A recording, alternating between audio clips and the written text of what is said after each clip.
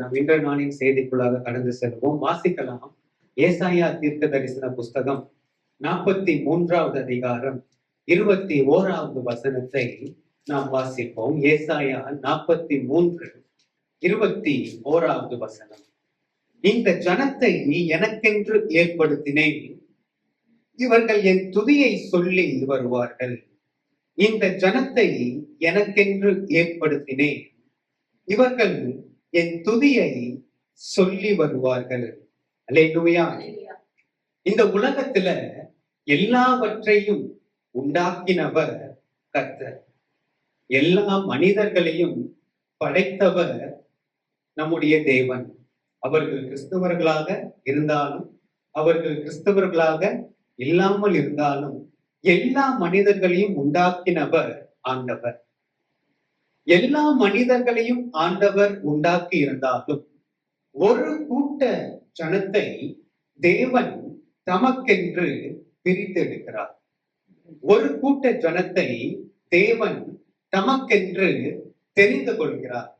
நீங்க வாசிங்க, உபாகமம் 7வது அதிகாரம் 6வது வசனத்தை வாசிக்கும் பொழுது, நீ உன் தேவனாகிய கர்த்தருக்கு பரிசுத்த ஜனம், பூச்சக்கரத்தில் உள்ள எல்லா ஜனங்களிலும் உன் தேவனாகிய கர்த்தர் உன்னை தமக்கு சொந்தமாய் இருக்கும்படி தெரிந்து கொண்டார்.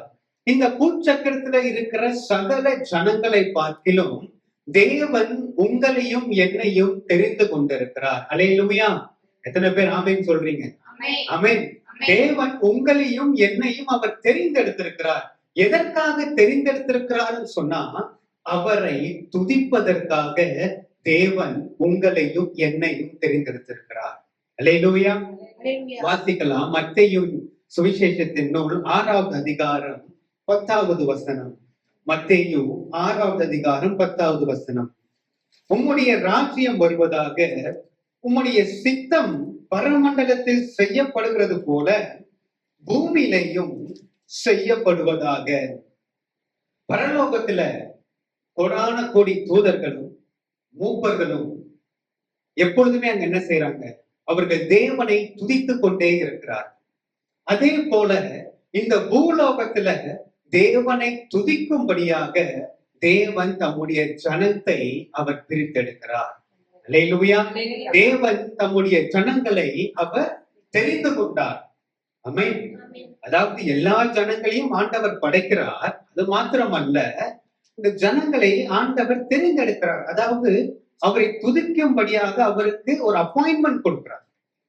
நீங்க பார்த்தீங்கன்னா, இந்த வேலைக்கெல்லாம் ஆள் எடுப்பாங்க இல்லையா? இந்த கம்பெனில வேலைக்கு ஆள் எடுக்கும் போது எத்தனையோ 1000 பேர் என்ன செய்வாங்க? அந்த இன்டர்வியூக்கு போய் அவங்க அட்டென்ட் பண்ணுவாங்க இல்லையா? எல்லாரையும் அந்த கம்பெனி செலக்ட் பண்ணிக்குமா? இல்ல. அந்த கம்பெனி தங்களுக்கானவர்களை தான் என்ன செய்வாங்க? அவர்கள் தேர்ந்தெடுப்பார்கள். அது போலதான் இந்த உலகத்துல ஆண்டவர் எல்லா ஜனங்களையும் படைத்திருந்தாலும் அவர் தமக்கென்று ஒரு கூட்டத்தை அவர் தேர்ந்தெடுக்கிறார். அல்லேலூயா. நீங்க வாசிங்க, சங்கீதங்களின் புஸ்தகம் 122வது சங்கீதம் 1வது வசனத்தை வாசிக்கும் பொழுது, கர்த்தருடைய ஆலயத்திற்கு கோபம் வாருங்கள் என்று எனக்கு அவர்கள் சொன்ன போது மகிழ்ச்சியாயிருந்தேன். அல்லேலூயா. அங்கே சங்கீதக்காரர் சொல்றாரு, கர்த்தருடைய ஆலயத்துக்கு கோபம் வாருங்கள் அப்படின்னு சொல்லும் போதே எனக்குள்ளாக ஒரு மகிழ்ச்சி. ஆமென். இன்றைக்கு நம்ம ஆண்டவருடைய சமூகத்துக்கு நாம் வருகிறோம். நம்முடைய நேரங்களை செலவழித்து நாம் வருகிறோம். நம்முடைய பணங்களை நாம் செலவழித்து நாம் ஆலயத்துக்கு நாம் வருகிறோம். நாம் வருகிறது எப்படி? நாம் வருகிறோம், நாம் ஒரு மகிழ்ச்சியோட தான் நம்ம வருகிறோம். அல்லேலூயா. நீங்க சிலர்லாம் பார்த்தீங்கன்னா எத்தனையோ மணி நேரம் அவங்கெல்லாம் பயணப்பட்டு ஆலயத்துக்கு வருகிறவர்கள் இருக்கிறார். நீங்க அவங்கள போய் கேட்பீங்கன்னு சொன்னா, எப்படி நீங்க இவ்வளவு பணத்தை நீங்க செலவழித்து இந்த கூட்டத்துக்கு நீங்க வர்றீங்கன்னு சொன்னா அவங்க சொல்லுவாங்க, பணம் எங்களுக்கு தெரியலங்க, எங்களுக்கு ஒரு மகிழ்ச்சி இருக்கிறது. அல்லேலூயா. கர்த்தருடைய ஆலயத்துக்கு போவோம் சொல்லும் பொழுது எனக்குள்ளாக ஒரு மகிழ்ச்சி வருகிறது. ஆமென். அப்போ இந்த ஜனங்கள் கர்த்தருடைய ஆலயத்துக்கு எதற்காக போகிறார்கள் அப்படின்னு சொன்னா, நீங்க அதே சங்கீதங்களின் புஸ்தகம் 122வது அதிகாரத்துல 4வது வசனத்தை வாசிக்கும் பொழுது, அங்கே இஸ்ரவேலுக்கு சாட்சியாக கர்த்தருடைய கோத்திரங்கள் கர்த்தரின் நாமத்தை ஸ்தோத்தரிப்பதற்கு போகும். அல்லேலூயா. ஜனங்கள் எதுக்கு போறாங்க ஆலயத்துக்கு? கர்த்தருடைய நாமத்தை ஸ்தோத்தரிப்பதற்காக ஜனங்கள் ஆலயத்துக்கு வருகிறார்கள். அல்லேலூயா. அப்ப இன்னைக்கு நீங்களும் நானும் ஆலயத்துக்குள்ளாக வருகிறதற்கான நோக்கம் என்னவா இருக்கணும்னு சொன்னா, தேவனை துதிப்பதற்காக இருக்கணும், தேவனை ஸ்தோத்தரிப்பதற்காக இருக்க வேண்டும். அல்லேலூயா. ஆமென். அதற்காக தான் ஆண்டவர் சொல்றார் ஏசாயா 43:21 வசனத்துல, இந்த ஜனங்களை நான் எனக்கென்று நான் என்ன செஞ்சிருக்கிறேன், நான் ஏற்படுத்தியிருக்கிறேன். இவங்க என்ன செய்வாங்க? என் துதியை சொல்லி வருவார்கள். அல்லேலூயா. ஆகையால நீங்க சபைக்கு வரும் பொழுது நீங்க சீக்கிரமா வரணும். பாடல் ஆராதனை, துதி ஆராதனையில நீங்க வந்து ஆண்டவரை பாடி மகிமைப்படுத்த வேண்டும். அல்லேலூயா. ஆமென்.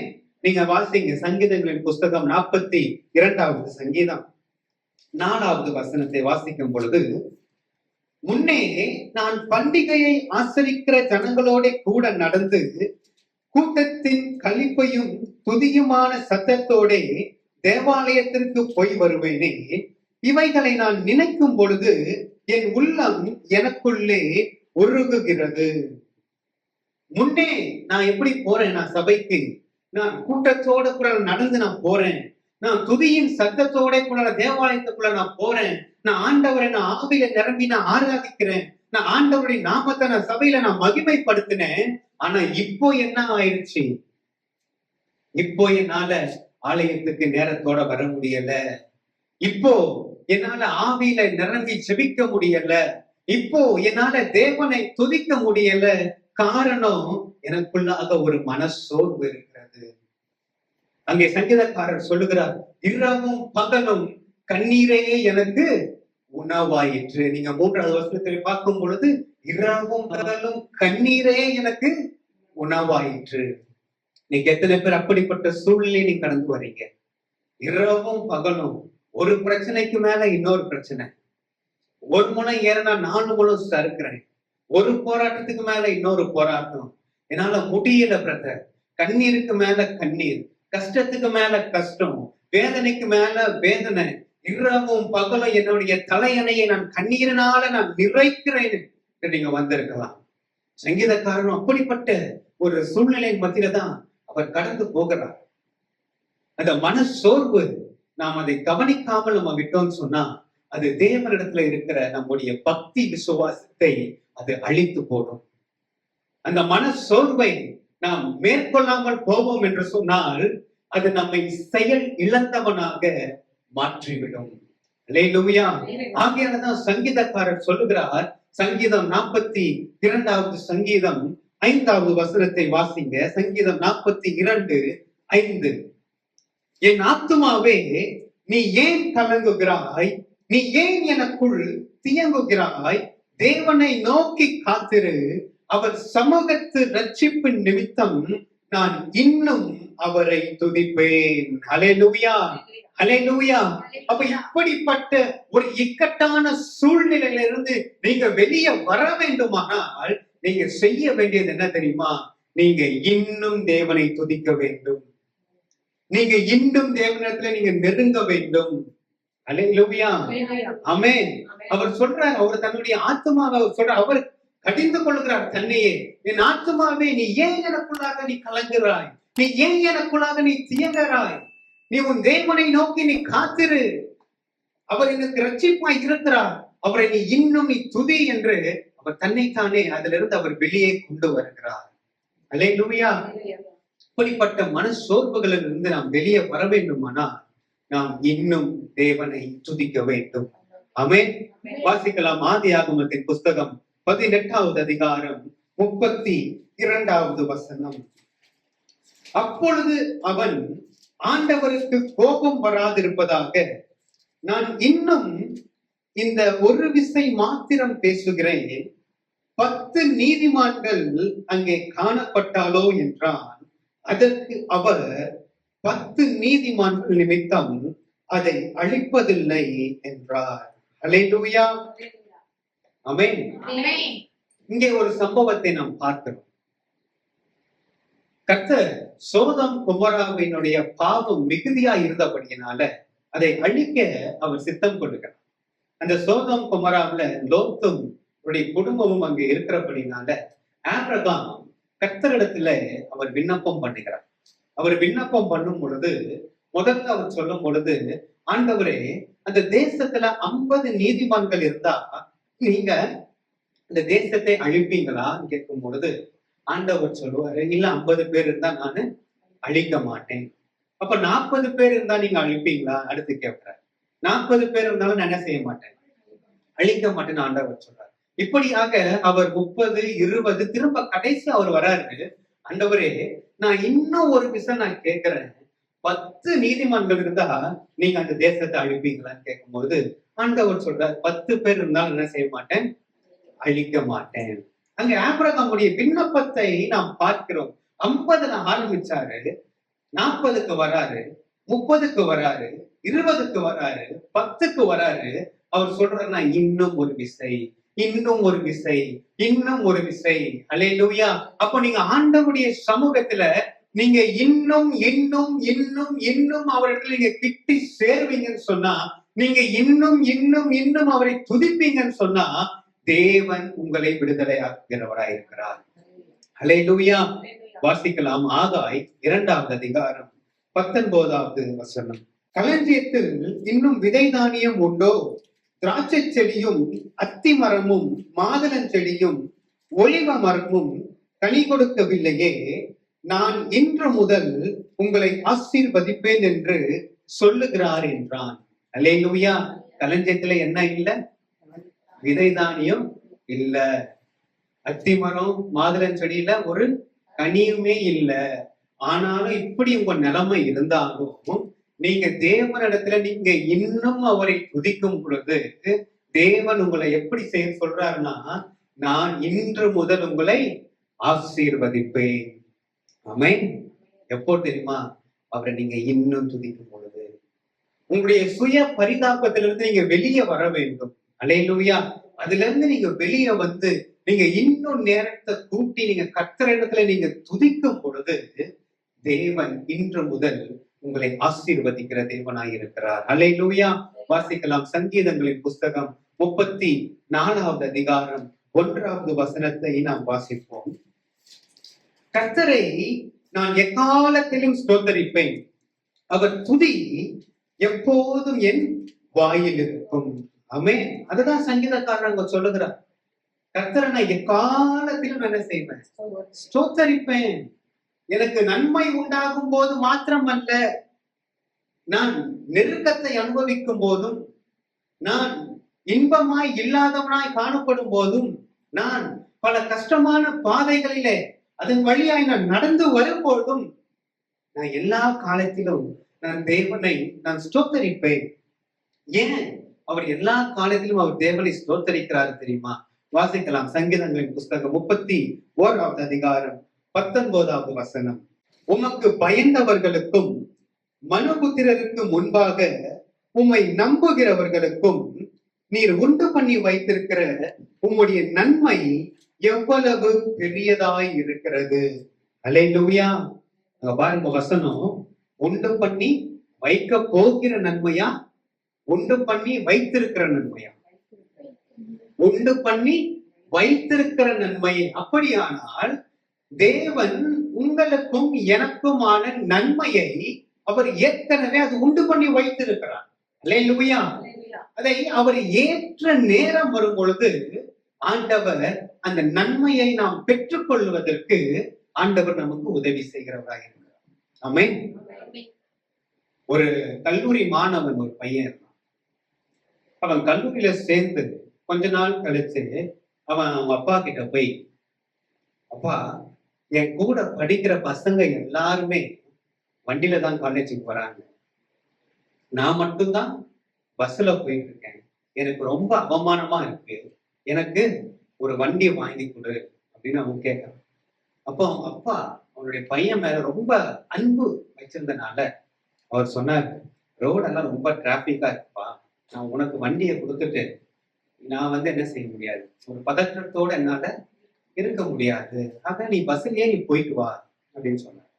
இதை கேட்டு அந்த பையன் என்ன சொன்னான்னா, இப்ப நீங்க எனக்கு வண்டி வாங்கி தரலன்னா என்னை நானே மாய்த்துக் கொள்வேன்னு அவன் சொன்னான்.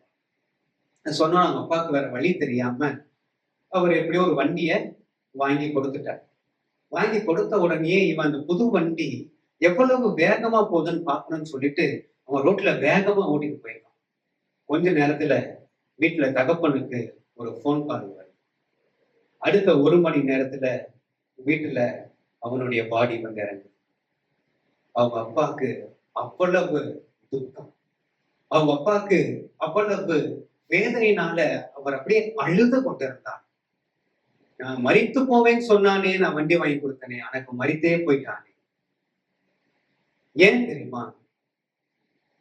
துரிதமாக கிடைக்கிற ஒரு ஆசீர்வாதம் அது நல்லதல்ல.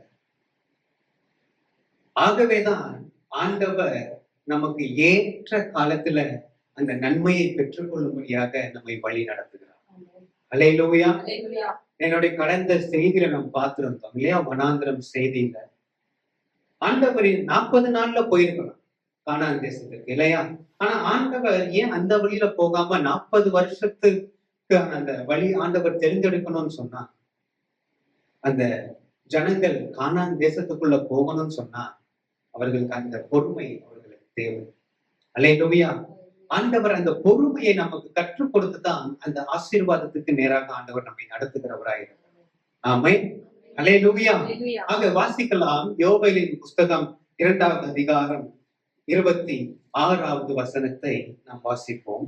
நீங்கள் சம்பூரணமாய் சாப்பிட்டு திருப்தி அடைந்து உங்களை அதிசயமாய் நடத்தி வந்த உங்கள் தேவனாகிய கர்த்தருடைய நாமத்தை துதிப்பீர்கள். என் ஜனங்கள் ஒருபோதும் வெட்கப்படுவதில்லை. உங்களை அதிசயமாய் நடத்தி வந்த தேவனாகிய கர்த்தரை துதிப்பீர்கள். அல்லேலூயா. நம்முடைய தேவன் நம்மை நடத்துகிறவர். ஆமென்.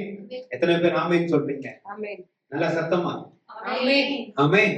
நம்முடைய தேவன் நம்மை எப்படி அவர் நடத்துகிறாருன்னு சொன்னா, பிரயோஜனமான ஆண்டவர் பிரயோஜனமான உபதேசத்தை நமக்கு கொடுத்து நம்மை நடக்க வேண்டிய வழியிலே நம்மை நடத்துகிறவர் நம்முடைய தேவன். அல்லேலூயா. எப்போ ஜனங்கள் கர்த்தரை துதிக்கிறார்கள் அப்படின்னா, தேவன் அவர்களுடைய வாழ்க்கையில ஒரு அதிசயத்தை செய்யும் பொழுது, தேவன் நம்முடைய வாழ்க்கையில அவர் அதிசயங்களை செய்கிற தேவன்.